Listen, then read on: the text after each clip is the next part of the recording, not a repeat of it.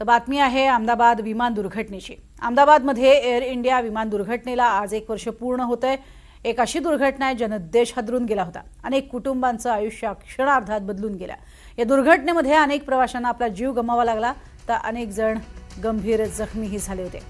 त्या काळात बचाव कार्य, प्रशासनाची धावपळ आणि नातेवाईकांचा आक्रोश ही सगळी दृश्य आजही अनेकांच्या डोळ्यासमोर ताजी आहेत। या घटनेनंतर विमान सुरक्षा, तांत्रिक तपासणी आणि एव्हिएशन क्षेत्रातील नियमांवर मोठ्या प्रमाणात चर्चा झाली।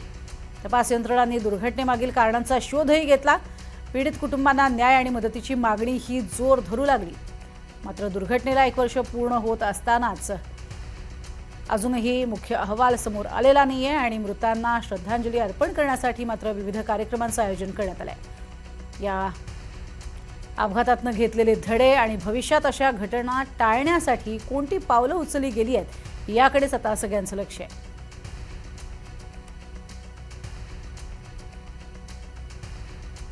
अहमदाबादच्या सिव्हिल हॉस्पिटलमधील डॉक्टरांनी त्यांचा अनुभव एनडीटीव्ही मराठीशी बोलताना सांगितलाय।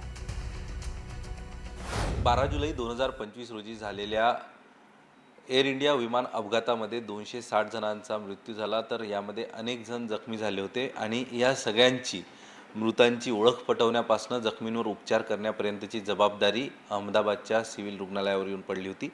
याबाबतच नेमका तो दिवस कसा होता, काय घटना होती आणि या सगळ्याविषयी बोलण्यासाठी आपल्या सोबत या अहमदाबादच्या सिव्हिल हॉस्पिटलचे सुप्रिटेंडेंट आहेत राकेश जोशी जी, त्यांच्याशी आपण बातचीत करतोय। सर, आपसे जानना चाहूँगा कि 12 जून का दिन आपके लिए कैसा था? 12 जून 25 को तो जब भी याद करते हैं तो आज भी ऐसा लगता है कि ये दिन आया ही क्यों। शुरू तो नॉर्मल दिन की तरह हुआ था। एक लंबी सर्जरी में ऑपरेशन कर रहा था मैं। करीबन 1:40 के आसपास मेरे सिक्योरिटी ऑफिसर का कॉल आया कि सर हमारे क्वार्टर्स एरिया में कुछ आग लगी हो, ऐसे बहुत बड़े धुएँ आ रहे हैं।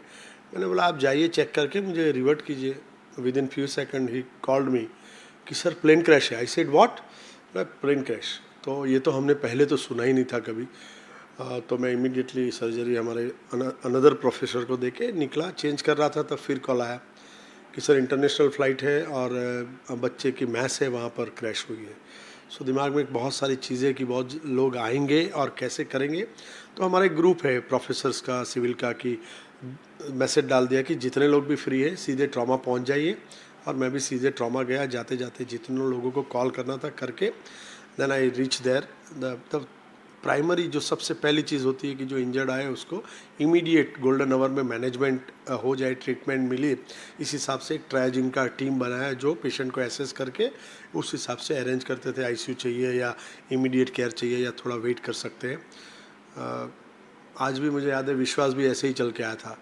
तो उसने बोला, मैं तो सवार था तो ऐसा लगा बहुत लोग इंजर्ड होके फ़्लाइट से भी आएंगे, बच्चे भी आ सकते हैं, आसपास के लोग भी आ सकते हैं। और पेशेंट रिसीव करना चालू हुआ। पहला पेशेंट बर्न्स का आया, फिर धीरे धीरे करके वहाँ से लोग आने लगे, शिफ्ट होने लगे। लेकिन ये सीन ज़्यादा नहीं चला। करीबन 50 मिनट या 1 घंटे तक शायद हमने पेशेंट को रिसीव किया था, इंजर्ड लोगों को।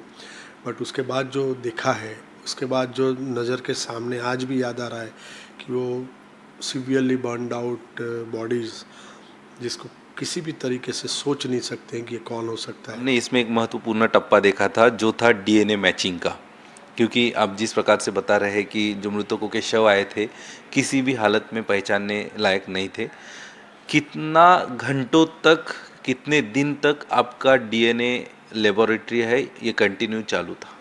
मैं कहूँगा ना कि करीबन 17 से 18 दिन, क्योंकि ये बहुत ही कॉम्प्लेक्स प्रोसेस है। जब आप किसी भी तरीके से पहचान नहीं सकते हो तो डीएनए मैचिंग के अलावा और कोई रास्ता नहीं है कि आप किसी भी व्यक्ति को पहचान पाए कि ये कौन था। और ये परिस्थिति ही नहीं थी, मतलब। तो वही बता रहा हूँ कि वही काम जो है कॉम्प्लेक्स थी कि वो पूरा उनका प्रॉपर सैम्पलिंग करना, उसको लेबल करना और पोस्टमार्टम करके नॉन स्टॉप है। उन लोगों ने 18 से 19 घंटे काम किया होगा। 18 से 19 दिन, 19 घंटे पोस्टमार्टम के सैम्पलिंग के लिए। और डॉक्टर्स भी डेप्यूट किए थे उस तरफ, यहाँ रिलेटिव का ब्लड लेने का जो मैच करने के लिए, वो भी नॉन स्टॉप 24/7 चलता रहा। और ये सारे सैंपल फिर भेजे एफएसएल एंड एनएफएसयू में, जहाँ पर ये कॉम्प्लेक्स प्रोसेस है डीएनए मैचिंग की। और मैं आपको बताऊंगा कि उन्होंने भी पहला जो मैच दिया था लेस देन 48 आवर्स में पहला मैच मिला। तो फिर यहाँ से हमारा डॉक्टर्स कॉल करते थे रिलेटिव को कि आपका डीएनए मैचिंग हुआ है, आपको अपने हिसाब से जब भी आना है आ सकते हैं, वी आर अवेलेबल ऑल 24/7। फिर जैसे ही वो आते थे रिलेटिव्स, उनके डॉक्यूमेंट्स वेरिफिकेशन होते थे, इन्फॉर्मेशन जाती थी पीएम रूम में, और उनका जो स्वजन था उनको आइडेंटिफाई करके उनका सब रेडी हो जाए, फिर रिलेटिव को हमारा पीआरओ लेके फॉरेंसिक, ये हमारा नए पीएम रूम में जाते थे।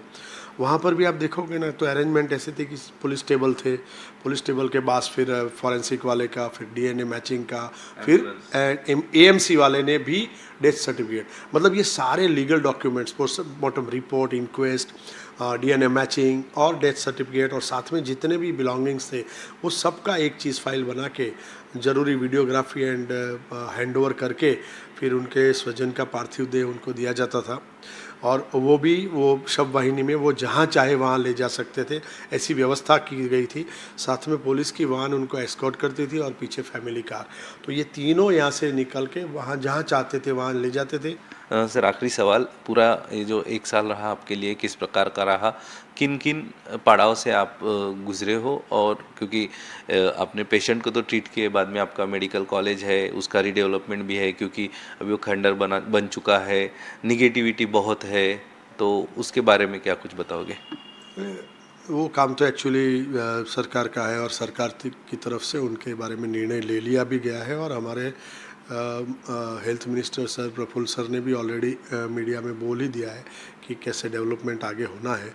लेकिन एक चीज़ है ना, जो हमारे बच्चे गए या जिन लोगों ने अपना घर का कोई सदस्य गंवाया है, कुछ तो पूरे घर के सारे सदस्य गए, तो उसको हम वापस नहीं ले आ सकते। सिर्फ नेगेटिविटी है जो भी है, लेकिन हमको आगे तो बढ़ना ही बढ़ना है।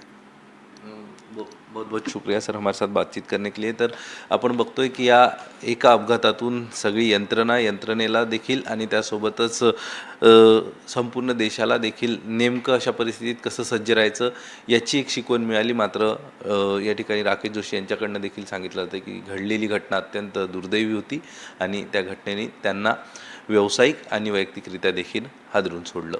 कॅमेरा पर्सन कल्पेश सावर्डेकरसह अक्षय कुडकेलवार, NDTV मराठी, अहमदाबाद.